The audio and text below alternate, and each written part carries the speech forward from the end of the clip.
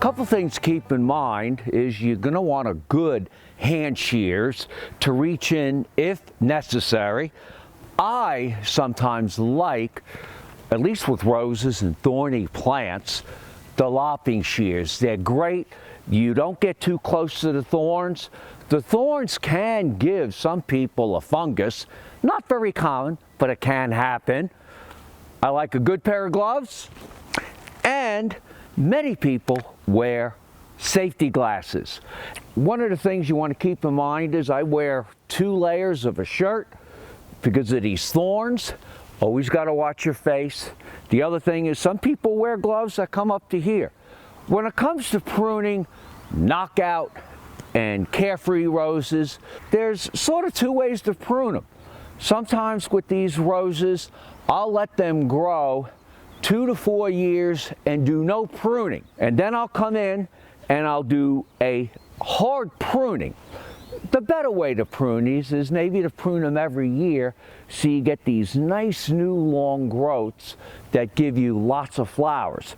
So I'll come in and I'll of course cut out some of the dead. There's going to be some dead wood that you're going to find in these roses, so I'm going to kind of prune that out.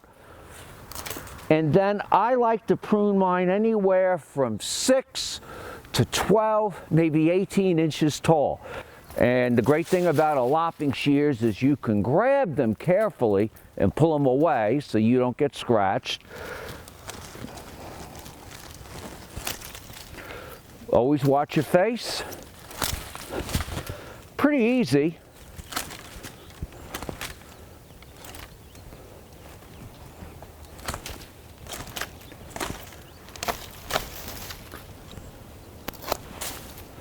Again, any dead like this, remove it. This rose is pruned, ready to show off all its bloom this coming year.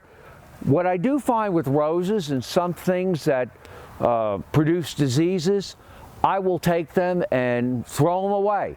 I don't use them in a compost pile. And I have got a great example of a rose that was unpruned for a couple years, and I'll show that to you now. Here's an example of a knockout rose that we prune every year, and if you look at the base, the new stems are nice, vigorous, and small. I've let this knockout rose here go for 2 or 3 years.